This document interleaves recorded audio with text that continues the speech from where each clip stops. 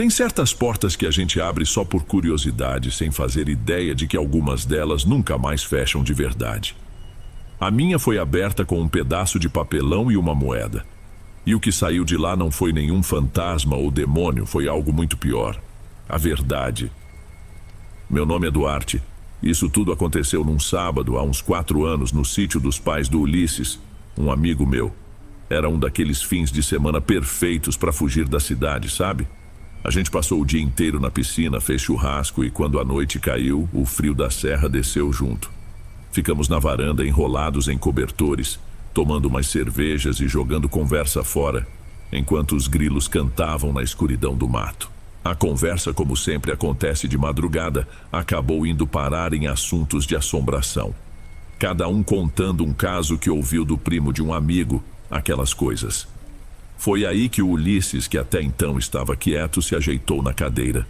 Vocês falam de espírito, de gente que já morreu. Mas e se eu dissesse que dá para conversar com gente viva?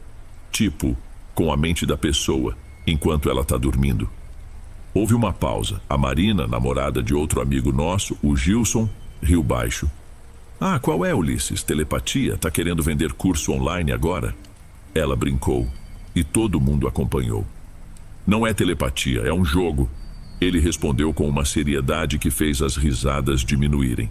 É tipo aquele do copo, mas as regras são outras. E a gente não fala com o morto. A gente fala com quem tá sonhando. A ideia ficou no ar. Era absurda, claro, mas a madrugada tem um jeito de fazer o absurdo parecer interessante. Foi o Gilson quem deu o empurrão que o Ulisses precisava. E como funciona essa palhaçada aí? Num pulo, Ulisses entrou na casa e voltou com o que precisava. A tampa de uma caixa de pizza, uma caneta e uma tesoura. Ele sentou no chão e começou a recortar as letras do alfabeto e números de 0 a 9 de uma revista velha, enquanto explicava que o importante era ter uma moeda de prata. Um de nós achou na carteira uma daquelas de R$1, comemorativa das Olimpíadas. Ulisses olhou a moeda meio desconfiado. O ideal era prata pura, ele disse, mas o metal do núcleo talvez funcione como uma antena. Vamos tentar assim mesmo. Em menos de 10 minutos, o nosso tabuleiro de pizza estava pronto no meio da roda. Ulisses nos instruiu. 4 pessoas por vez. Dedos indicadores levemente apoiados na moeda, sem fazer força. Fomos eu, ele, Gilson e a namorada dele, a Marina, que só aceitou participar para poder provar que aquilo era uma besteira. Os outros amigos ficaram em volta com os celulares apontados, prontos para filmar e tirar sarro. Tá, e agora, mestre dos magos? Gilson perguntou, olhando para o Ulisses. Agora a gente pensa em alguém. Ulisses disse, baixando a voz, como se o tom fosse importante. Tem que ser alguém que a gente sabe que provavelmente está dormindo. A gente se concentra na pessoa e pergunta se ela está aqui. A primeira cobaia sugerida pela Marina foi um ator famoso de novela. Silêncio total. A moeda de R$1 ficou imóvel, como um peso de papel.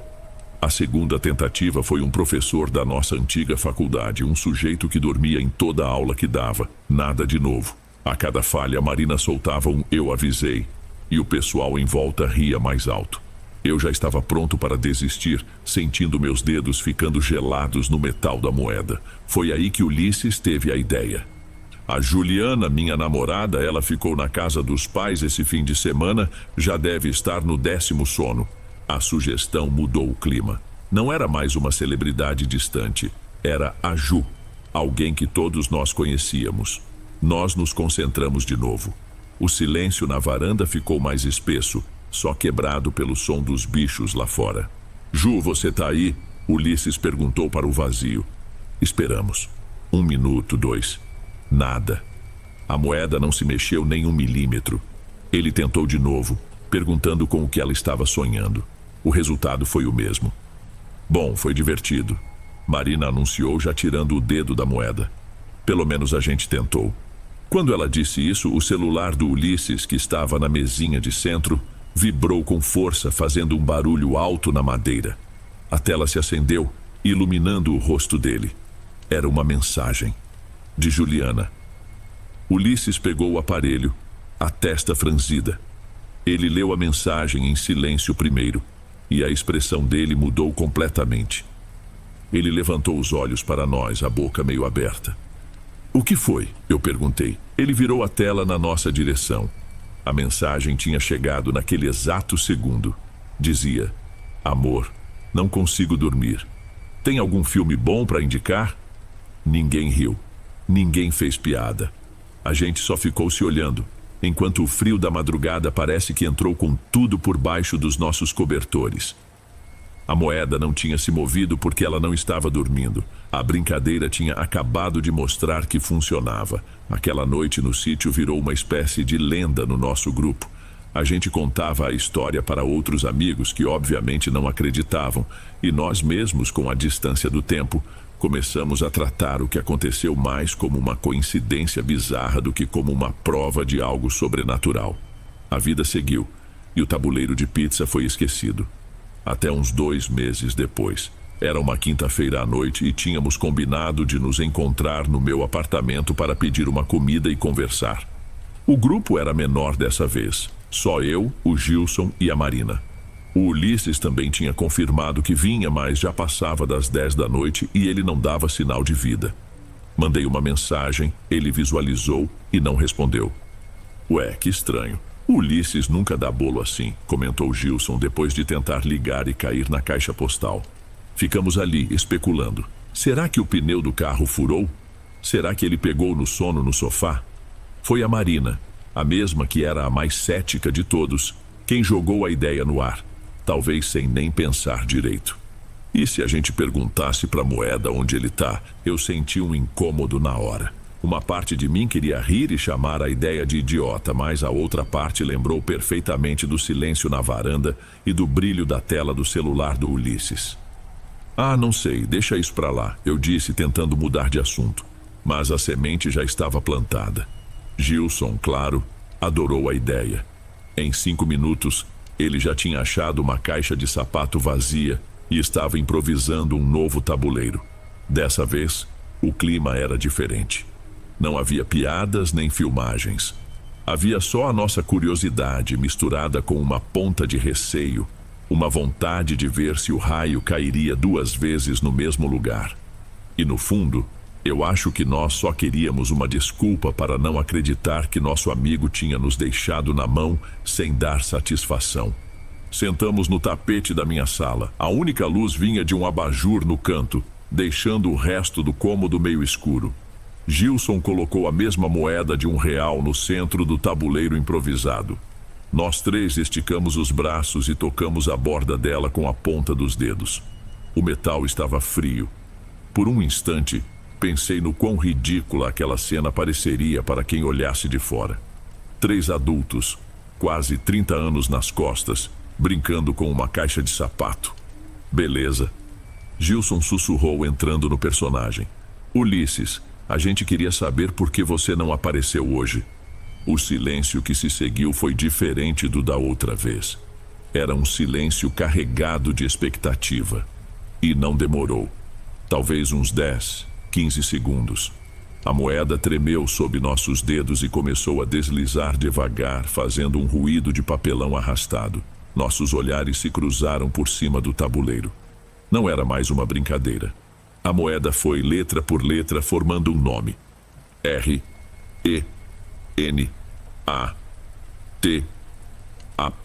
Parou. Renata? Marina perguntou, a voz quase um sussurro. Quem é Renata? Eu conhecia o nome. Ulisses tinha mencionado 1 ou 2 vezes uma colega nova do trabalho com esse nome. Mas não fazia sentido. Deve estar errado, a gente mexeu sem querer. Eu disse mais para me convencer do que a eles.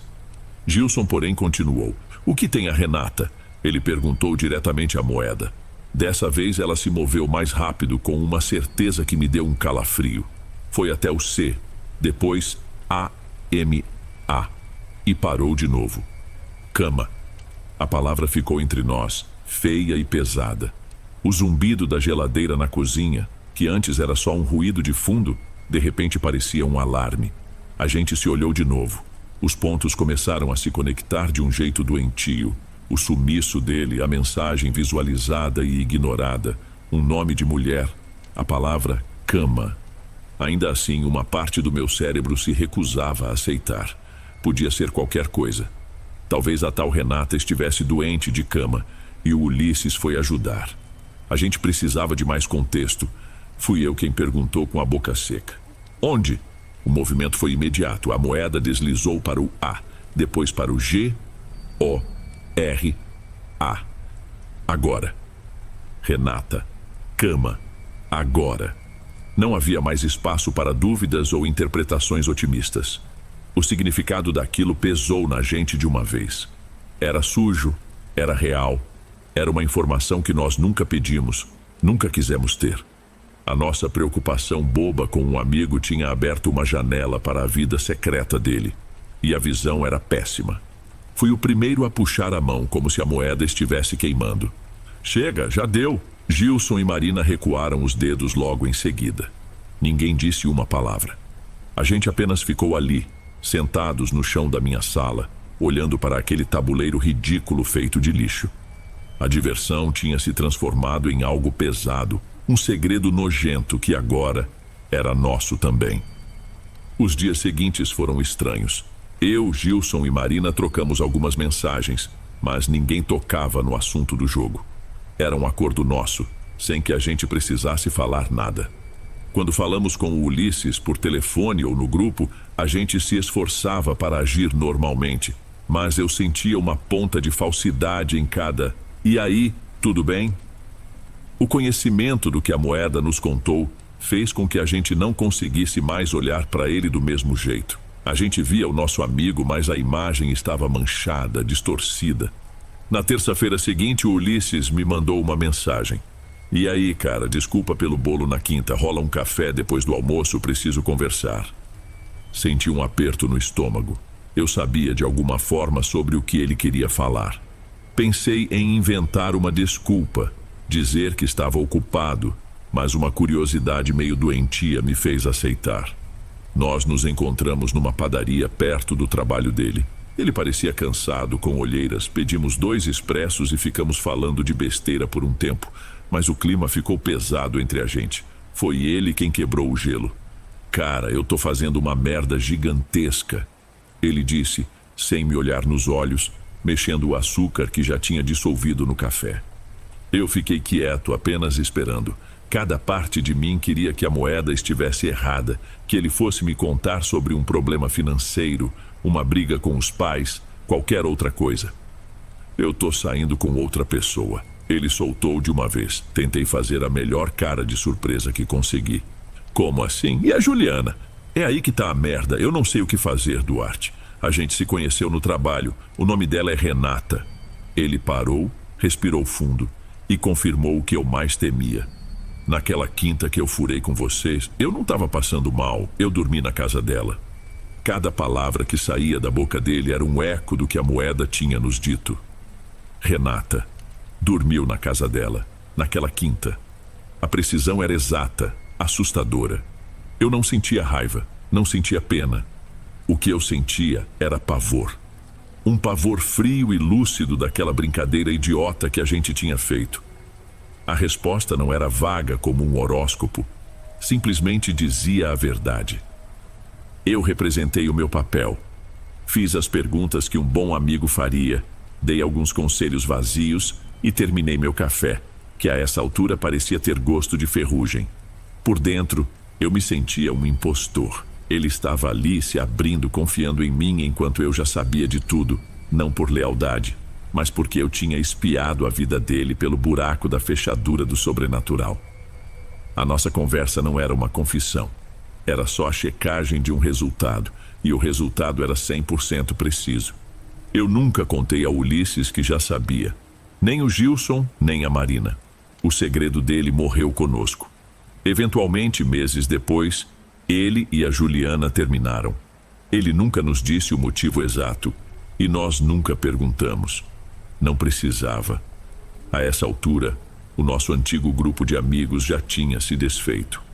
Não houve uma briga, nada disso. Foi só um afastamento silencioso, como se a confiança que nos unia tivesse sofrido uma rachadura e aos poucos Todos nós simplesmente fomos nos distanciando para não forçar e quebrar de vez. Até hoje, 4 anos depois, o que mais me assombra não é a traição do Ulisses, nem o fim da nossa amizade. Isso é drama da vida real. Acontece. O que me tira o sono é a lembrança daquela moeda deslizando sobre o papelão. A gente vive cercado por uma fina camada de mentiras sociais, de segredos bem guardados, de pensamentos que são só nossos. É isso que permite que a gente conviva. E nós encontramos uma maneira de furar essa camada. Por brincadeira, por curiosidade, nós apontamos uma lanterna para a alma de uma pessoa e vimos o que havia lá dentro sem nenhuma permissão. Essa é a verdadeira maldição daquele jogo. Não é o medo de um fantasma aparecer no seu quarto. É algo muito mais íntimo. Às vezes, quando estou deitado na cama, quase pegando no sono, meu corpo estremece e eu desperto.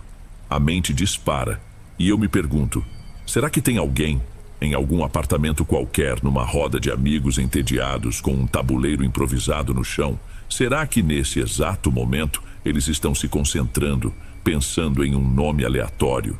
E esse nome é o meu? Será que tem um dedo guiando uma moeda, fazendo perguntas sobre mim, sobre os meus medos, sobre as coisas que eu fiz e não contei a ninguém? A possibilidade de que a sua mente, o único lugar que é só seu, possa ser invadida a qualquer instante por qualquer um. Esse é o terror que ficou comigo. A porta que nós abrimos naquele dia não era para o mundo dos mortos, era para o mundo dos outros. E eu descobri que não há nada mais assustador do que isso.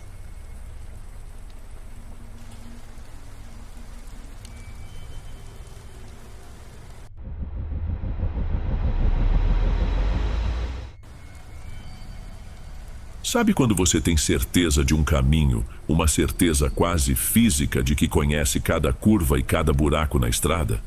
Eu tinha. E o pior é que, até hoje, não sei dizer se a minha memória me traiu ou se foi o caminho que decidiu por conta própria me levar para outro lugar. O que vou contar aconteceu numa quinta-feira, há uns 2 anos. Minha avó, que mora num sítio mais afastado, não estava bem. E o médico tinha receitado um remédio que só encontramos numa farmácia específica, bem longe de casa. A gente esperou um bom tempo até liberarem o medicamento. E quando finalmente saímos de lá, o sol já estava baixo, deixando tudo com uma cor de laranja. Meu irmão, Ademir, veio comigo. Ele estava quieto no banco do carona, mexendo no celular, provavelmente tentando avisar a nossa mãe que iríamos atrasar. A viagem levaria umas 2 horas pela rodovia principal, o que significava que pegaríamos o trecho final, uma estradinha de terra bem ruinzinha, já na escuridão completa. Foi pensando nisso que a ideia me ocorreu. Uma péssima ideia, como se vê agora. Ademir, vou cortar caminho por um atalho que o pai me ensinou. A gente economiza uns bons 20 minutos. Ele levantou os olhos do celular meio desconfiado. Tem certeza, Abner? Já está escurecendo. Certeza absoluta, eu disse, e a confiança na minha voz era genuína. Conheço aquilo como a palma da minha mão. É melhor do que ficar se arrastando atrás de caminhão na rodovia. Ele só deu de ombros e voltou a atenção para a tela. A decisão era minha. Alguns quilômetros à frente, eu saí do asfalto e entrei numa estrada de chão batido, ladeada por uma plantação de cana que parecia não ter fim. O Celta antigo tremia um pouco, levantando uma nuvem de poeira vermelha que ficava suspensa no ar parado do fim de tarde. Nos primeiros 10 minutos, tudo correu exatamente como eu me lembrava. A sensação era de controle, de estar sendo esperto e ganhando tempo. Mas então a paisagem familiar começou a sumir. A cana alta dos 2 lados da estrada foi dando lugar a uma vegetação mais rasteira e retorcida. Eu já não reconhecia mais nada. Aquele atalho deveria ter saído de volta na rodovia, mas em vez disso, a estradinha continuava, afunilando-se entre árvores secas. Reduzi a velocidade, sentindo um incômodo na boca do estômago. Ué, murmurei mais para mim mesmo do que para o meu irmão. Ademir finalmente desgrudou do celular. Que foi? Não sei. Essa parte está diferente. Não me lembro dessas árvores. Foi então que avistamos as primeiras construções. Eram um punhado de casas, talvez umas 10 ou 12. espremidas umas contra as outras. O asfalto, ou o que restava dele, acabava abruptamente, e entramos numa rua de terra esburacada. O sol tinha praticamente sumido no horizonte, deixando o céu com um tom roxo, esquisito. E nenhuma, absolutamente nenhuma daquelas casas tinha uma única luz acesa. Eram construções simples, antigas. Algumas pareciam ser de pau a pique, com o barro já rachado e caindo, revelando a trama de madeira por baixo. Outras, de alvenaria, tinham as paredes manchadas de um limo escuro. As janelas eram só buracos escuros, sem vidros. Em frente a uma delas, a carcaça de uma venda antiga, com uma placa de metal tão enferrujada que era impossível ler o que um dia esteve escrito ali. Desliguei o carro. Quando o motor morreu, o silêncio foi total. Nem grilos, nem cachorros latindo ao longe. Nada. O ar estava completamente parado, sem a menor brisa para balançar as folhas secas. Que lugar é esse, Abner? A voz do Ademir saiu baixa, quase um sussurro. Eu não faço a menor ideia, admiti, e o peso daquelas palavras pareceu real. Nunca vi isso aqui na minha vida. A gente tem que voltar. A sensação era horrível, uma mistura de vergonha por ter nos metido ali e um medo instintivo, aquele que avisa que você entrou num lugar onde não devia. Eu estava com medo do que não podia ver, do que poderia estar escondido dentro daquelas sombras. Dei a partida de novo. O som do motor parecia um absurdo naquele silêncio. A rua era estreita demais para tentar uma manobra. Vou ter que voltar de ré até a entrada, falei, tentando manter a voz firme. Não tem espaço para virar aqui. Ademir nem respondeu, só assentiu com a cabeça, os olhos arregalados, fixos na escuridão à nossa frente. Comecei a manobrar o carro lentamente para trás, com o pescoço virado, olhando pelo vidro traseiro. A poeira que a gente levantou na entrada ainda flutuava no ar, preguiçosa. A escuridão já era quase total. Minha atenção estava dividida entre o retrovisor e o caminho atrás de mim, guiando-me pela memória recente. Andei uns 20, talvez 30 metros. Foi quando pisei no freio com tanta força que o cinto travou no meu peito. Que foi? Bateu? Perguntou Ademir, sobressaltado. Eu não conseguia responder. Fiquei mudo, olhando pelo retrovisor. A entrada, o ponto exato por onde tínhamos passado menos de 5 minutos antes, simplesmente não existia mais. No lugar, havia uma barricada bizarra de entulho. Não era terra, não era um desmoronamento. Eram vigas de madeira podre, telhas quebradas e móveis. Um guarda-roupa de 2 portas, empenado pela umidade, estava tombado no meio do caminho. Ao lado, o que parecia ser a cabeceira de uma cama de ferro toda retorcida.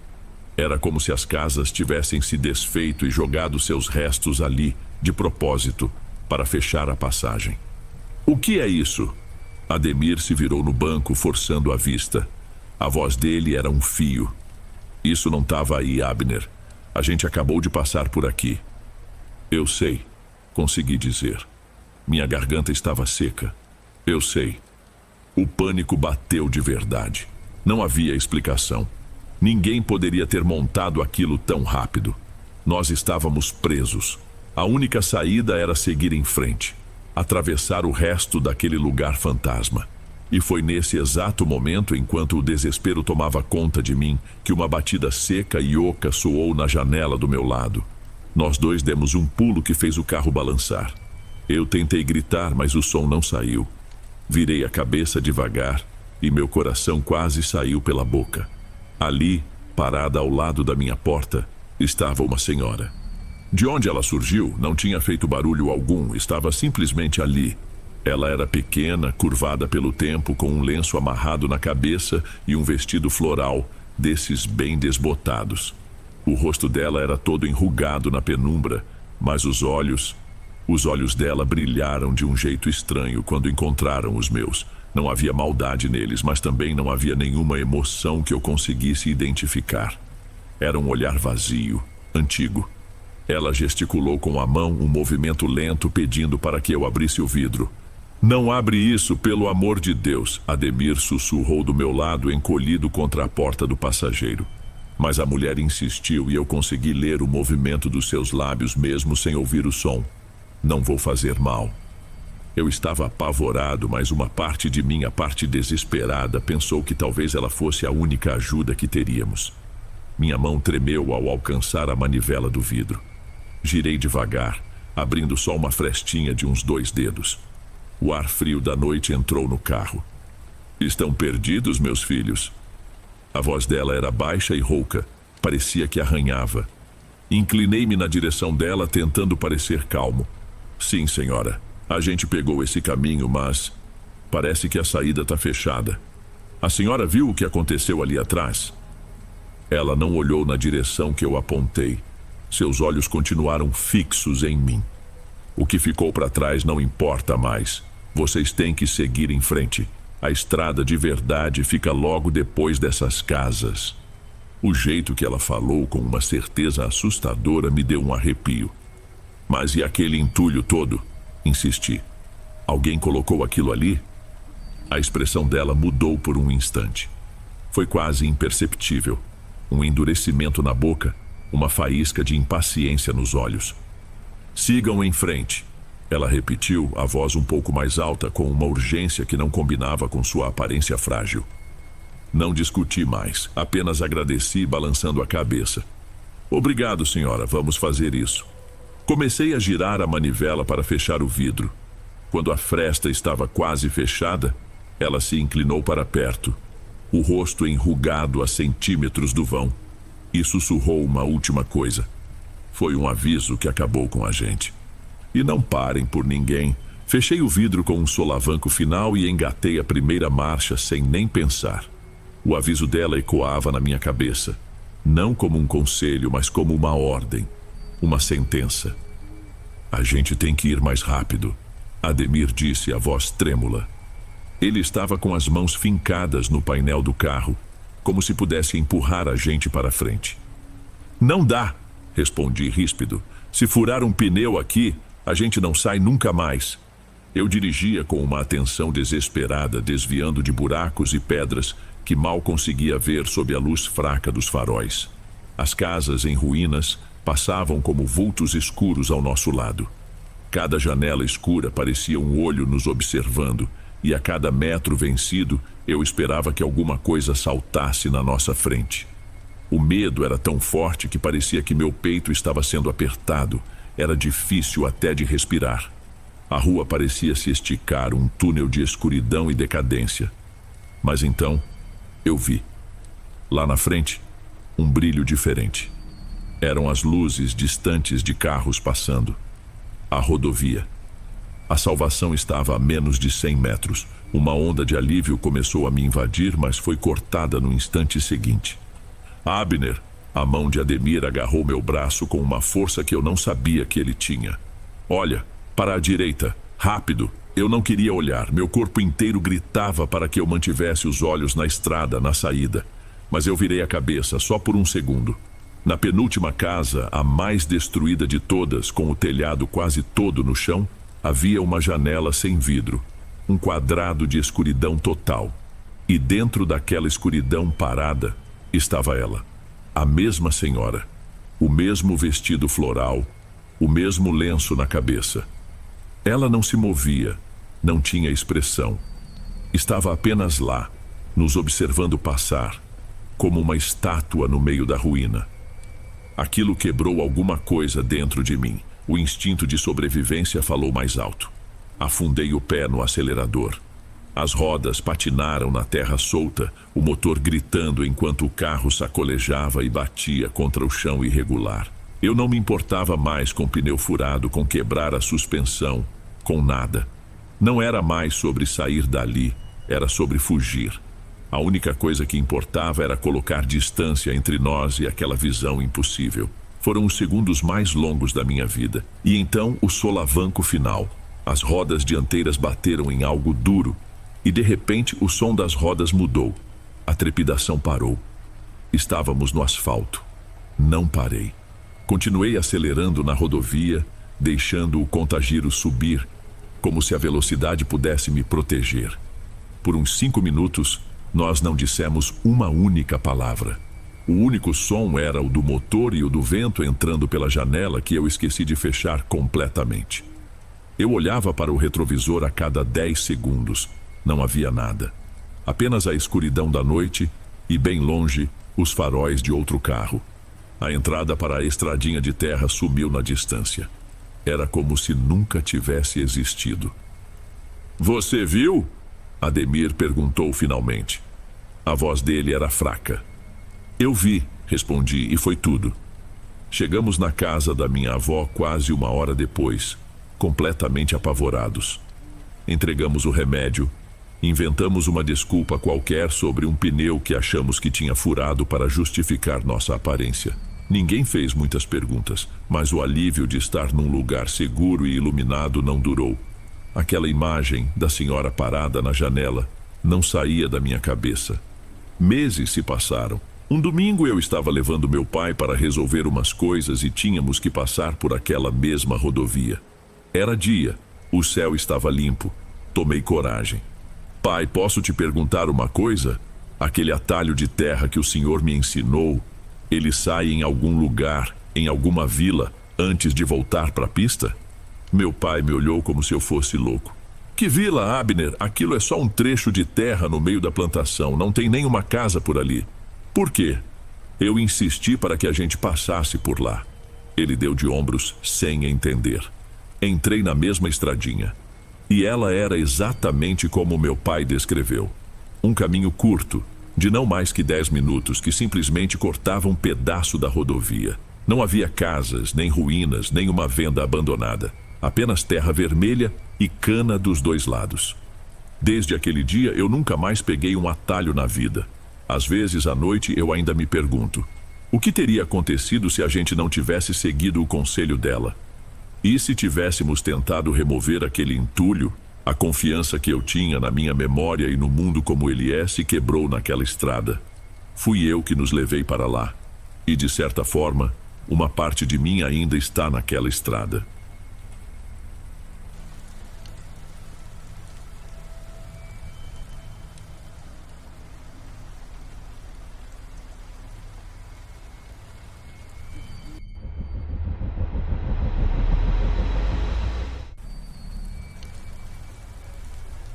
Não tinha como recusar a proposta. Refazer toda a parte elétrica de uma antiga escola rural que ia ser reaberta. O valor era bom, muito bom, e eu estava precisando de verdade. Tinha uma dívida com gente perigosa, daquelas que não aceitam não como resposta. O único, porém, é que o lugar era longe, no meio do nada, umas 2 horas de estrada de chão batido. O combinado era que eu ficaria lá direto, dormindo na própria escola para terminar tudo em 1 semana. Para mim, estava ótimo. Cheguei numa segunda-feira. O lugar era exatamente como se imagina. Um portão de ferro com um pouco de ferrugem, um pátio grande de terra batida e a construção principal dividida em 2.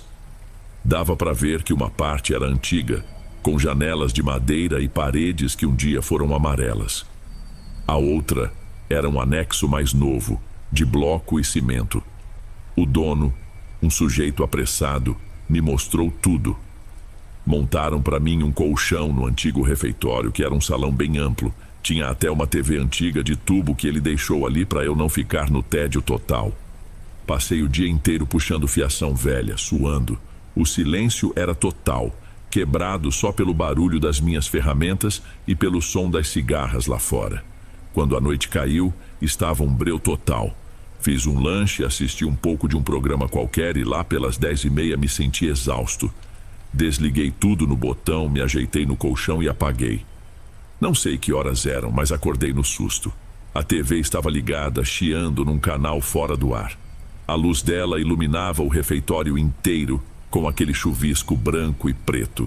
Sentei no colchão, o coração um pouco mais rápido. Minha primeira reação foi de irritação. Pensei que por causa da fiação toda mexida, algum pico de energia tinha feito o aparelho ligar. Normal, nessas condições. Levantei, fui até lá e apertei o botão de novo. O salão voltou a ficar no escuro. Voltei para o colchão pensando que no dia seguinte precisaria olhar o circuito daquela tomada. Fechei os olhos e tentei voltar a dormir. A calma não durou nem 5 minutos. Eu estava naquele estado, quase dormindo, a mente já se desligando, quando senti um puxão leve no lençol, lá nos pés. Sabe quando o tecido prende em alguma coisa? Foi essa a sensação. Puxei de volta com a perna sem nem abrir os olhos e me ajeitei de novo. Só que aí veio outro puxão, dessa vez firme, forte. O lençol foi arrastado uns bons palmos, descobrindo minhas canelas. Foi aí que eu despertei de vez. Abri os olhos na escuridão, tentando entender. Não tinha nada ali para prender o lençol. Nada. Um incômodo começou a se formar na minha barriga. E foi nesse momento que o colchão afundou do meu lado, como se alguém bem pesado tivesse se ajoelhado nele. Eu senti o desnível. Meu corpo inclinou um pouco para o lado. Eu gelei por dentro. Eu não conseguia me mexer. Só ouvia a minha própria respiração, que ficou curta e rápida. Então a coisa começou a andar sobre mim. Eu sentia os pontos de pressão, como se fossem pés pequenos, subindo pela minha coxa, depois na minha barriga, um de cada vez, lento. Era um peso real, físico. Não era imaginação. O que quer que fosse, estava em cima de mim, no escuro. Aquele peso no meu peito me deu um choque de pavor que destravou meu corpo. Eu me debati. Um movimento brusco, um pulo, empurrando o que estivesse ali para longe. Só que não tinha nada. Soquei o ar. A sensação do peso sumiu no mesmo instante. Rolei para fora do colchão, caindo no chão gelado, e me arrastei até a parede, procurando o interruptor que eu tinha improvisado. Apertei 1, 2, 3 vezes. Nada. A luz não acendia. Um barulho de coisa caindo veio da cozinha. Um som de panela batendo no chão. Foi o que bastou. Corri. Saí do refeitório às cegas, passando pelo corredor que levava à parte nova. Eu mal enxergava, só me guiava pela memória. E enquanto eu corria, os barulhos começaram a vir de todo lado. Um arrastar de carteira numa das salas de aula, uma porta de armário batendo. Parecia que a escola inteira estava sendo revirada na minha frente, naquela escuridão total. Meu único pensamento era chegar ao depósito. Eu tinha a chave. A porta era maciça.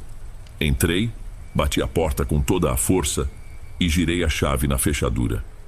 O clique da tranca foi o som mais aliviante que eu já ouvi na vida. Fiquei ali, sentado no chão de cimento com as costas apoiadas na porta, por horas.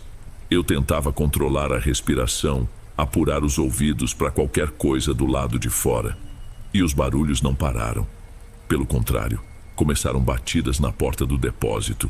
Não eram batidas de desespero, eram toques ritmados, calmos, como se alguém estivesse pacientemente me chamando para sair. 1, 2, 3, pausa, e de novo. Lá longe no refeitório, a TV ligava sozinha. O chiado do canal fora de ar aumentava e diminuía de volume, aumentando e diminuindo de um jeito esquisito. Pela fresta debaixo da porta, eu via a luz do corredor piscar, acendendo e apagando sem lógica nenhuma. Eu abracei meus joelhos e fiquei ali, encolhido, até o primeiro sinal de luz do dia entrar por aquela fresta. Assim que clareou, tudo parou. O silêncio absoluto retornou. Esperei o sol ficar forte e criei coragem para ligar para o dono do lugar. Quando ele atendeu, tentei manter a voz firme. Contei tudo, do lençol aos barulhos, da luz que não acendia as batidas na porta. Esperava qualquer reação, que ele me chamasse de louco, que ficasse assustado, que dissesse para eu ir embora. Mas a resposta dele foi num tom de voz quase entediado. "Ah, isso aí", ele disse com uma tranquilidade assustadora. "De vez em quando acontece. Fica tranquilo, rapaz, não é nada. Vou levar uma companhia para te ajudar a ficar mais sossegado." E desligou. Fiquei um tempo olhando para o telefone sem entender. De vez em quando acontece. Que tipo de resposta era aquela? Umas 2 horas depois ele apareceu. E a tal companhia eram 2 cachorros. 2 vira-latas de porte médio, um preto e um caramelo. Apesar da situação toda, eu senti um alívio de verdade. Eles eram agitados, ficavam cheirando tudo, abanando o rabo. Era a vida ali comigo. Com eles por perto, me senti mais seguro para trabalhar. Mudei minhas coisas para o depósito, ali seria meu quarto agora. Foi arrumando o espaço que passei pelo quarto do anexo novo e vi o tal espelho que o dono tinha mencionado. Era uma peça enorme, antiga, com uma moldura de madeira escura. Olhar para ele me deu uma sensação ruim, uma pontada na boca do estômago. Não pensei duas vezes. Peguei um lençol velho e cobri o espelho todo. Mais tarde, com os cachorros me seguindo para todo lado, resolvi ir até a vilinha comprar mais comida. Parei numa venda pequena, a única do lugar. Enquanto o dono, um senhor de uns 70 anos, separava meu pedido, criei coragem e perguntei da escola. Ele parou o que estava fazendo, me olhou por cima dos óculos e baixou a voz. "O senhor está trabalhando lá?" Ele perguntou quase num sussurro. Confirmei com a cabeça. "Aquilo lá tem história, moço.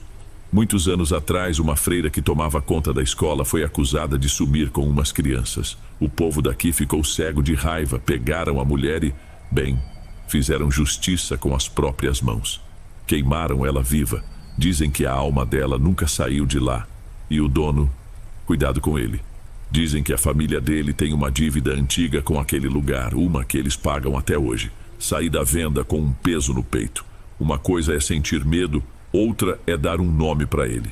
Freira, crianças, queimada viva.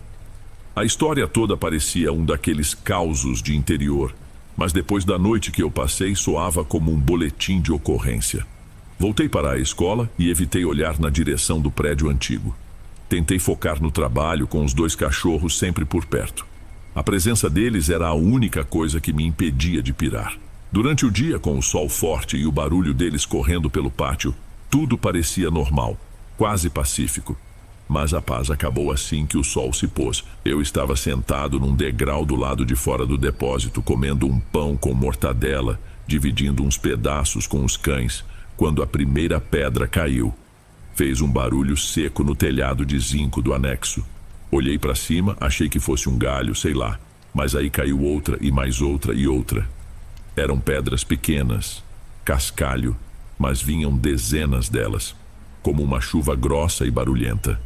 Caíam sobre o telhado, no pátio de terra, em todo lugar ao nosso redor. Os cachorros ficaram malucos. O preto se encolheu, choramingando, mas o caramelo começou a latir sem parar, rosnando na direção da escuridão que tomava conta do pátio. Ele latia com uma fúria que eu nunca tinha visto, o pelo todo eriçado. Eu me levantei, peguei um pedaço de caibro que estava encostado na parede, tentando enxergar alguma coisa. Não tinha ninguém. A escola era toda murada. O portão estava trancado. Não tinha de onde aquelas pedras virem. Nesse momento, os latidos do caramelo ficaram mais intensos e ele disparou na direção do prédio antigo, sumindo na escuridão. O cachorro preto, vendo o outro ir, saiu logo atrás. Meu instinto foi gritar para eles voltarem, mas a chuva de pedras parou tão de repente quanto começou, e um silêncio absoluto tomou conta do lugar. Um silêncio que doía no ouvido. Fiquei parado, segurando o pedaço de madeira, esperando. Chamava por eles, assobiava, mas nada. Nenhum latido, nenhum arranhar de patas na terra. O silêncio era total. A noite agora parecia uma parede, densa e escura. Esperei um tempo que não passava mais e, com o coração na boca, tranquei a porta do depósito e decidi dormir.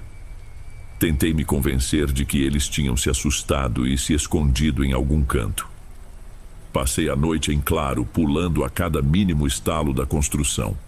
Quando o dia finalmente chegou, a primeira coisa que fiz foi sair para procurar por eles.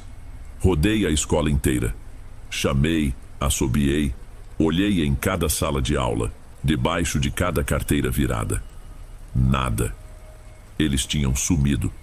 Foi quando eu estava voltando para o depósito, já sem esperança, que vi algo perto da porta do quarto onde ficava o espelho. Era a coleira do cachorro caramelo. Estava jogada no chão, arrebentada, com a fivela de metal toda torta, como se algo a tivesse entortado para abrir. A tira de couro estava rompida, desfiada. Ali, eu entendi. Eles não fugiram. Foram levados. Peguei o telefone com a mão tremendo e liguei para o dono de novo. Dessa vez, eu não ia ser calmo. Assim que ele atendeu, Disparei, a voz saindo mais alta do que eu pretendia. Falei da chuva de pedras, do sumiço dos cachorros, da coleira arrebentada que eu estava segurando naquele exato momento. Eu praticamente gritei que não ficava mais nenhum minuto naquele lugar. Do outro lado da linha, um silêncio. Por um segundo, achei que ele tinha desligado. Então, ouvi um suspiro pesado. Carlos, escuta. A voz dele veio baixa, mas firme, sem um pingo de surpresa. Falta pouco para terminar, não falta? Coisa de 2 dias. Eu te paguei um bom adiantamento. Faz o seguinte, termina o que falta e eu te dou um bônus.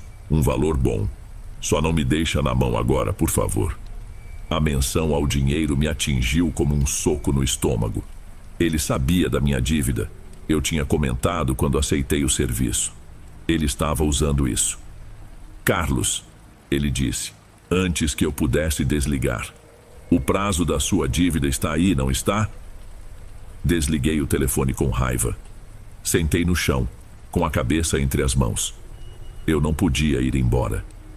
Mas sabia, com toda a certeza do mundo, que não sobreviveria a outra noite ali sozinho. Só me restava uma opção. Liguei para o Edmundo. Ele é meu amigo desde a infância, meu compadre. Tentei explicar o que estava acontecendo, mas as palavras saíam atropeladas. Fantasma, freira, cachorros sumidos. A risada dele do outro lado da linha foi alta. Que isso, cara? Tá bebendo no serviço? Ele debochou.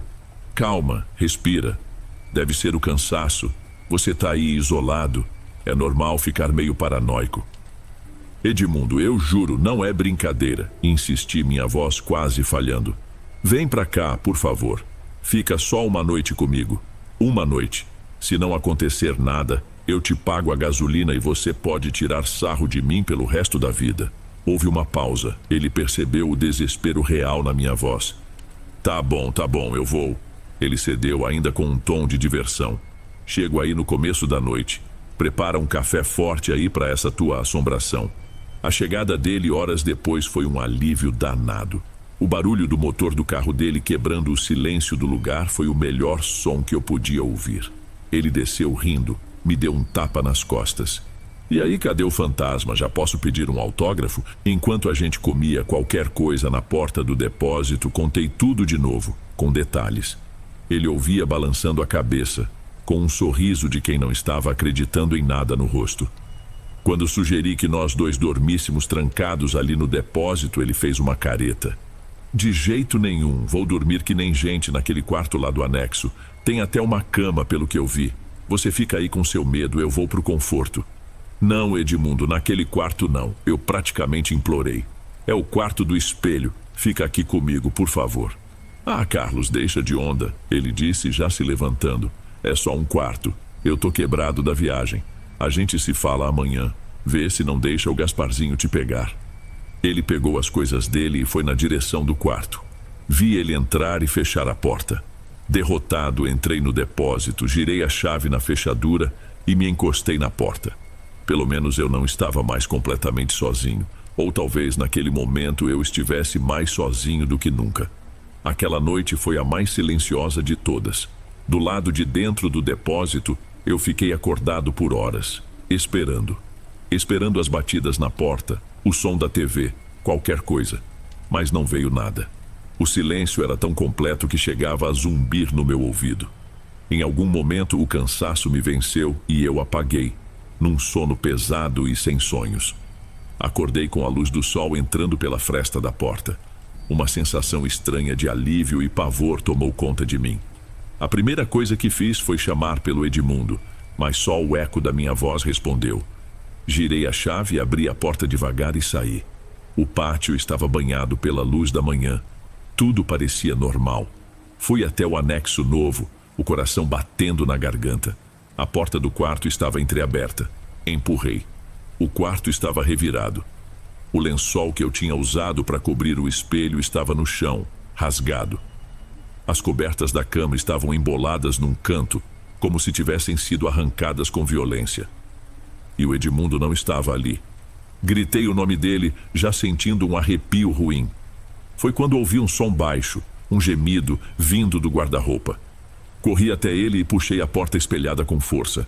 Meu amigo estava lá dentro, encolhido no canto mais escuro, abraçando os próprios joelhos. Ele estava completamente nu e tremia da cabeça aos pés, um tremor que não parecia ser de frio. Os olhos dele estavam abertos, vidrados, olhando para o nada. Edmundo? Chamei, tocando no ombro dele. Ele se encolheu como se meu toque queimasse. Não deixa ela entrar, ele sussurrou a voz rouca infantil. Ela saía do espelho, ficava rindo. A noite toda. Levei minutos para conseguir que ele saísse dali. Enquanto eu o ajudava a se vestir, ele me contou aos pedaços o que tinha acontecido. Começou igual a mim, com o lençol sendo puxado. Mas depois, ele disse que mãos geladas o agarraram pelas pernas e o arrastaram para fora da cama com uma força contra a qual ele não podia lutar. Ele foi jogado dentro do guarda-roupa e a porta se fechou. E lá ele ficou, ouvindo do lado de fora risadas. Risadas baixas e constantes que duraram até o sol nascer. Ele estava destruído. Não tive coragem de perguntar o que tinha acontecido com as roupas dele.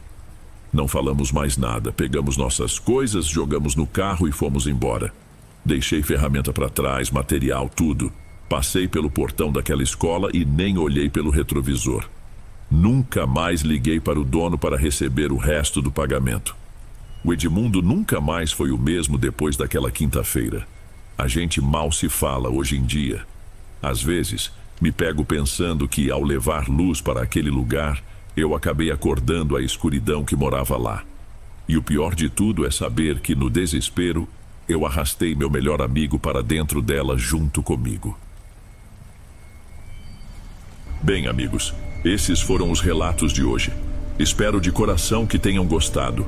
E ficarei muito feliz em te ver nos próximos. Agora na tela, estou deixando outros 2 bons vídeos que certamente irão gostar.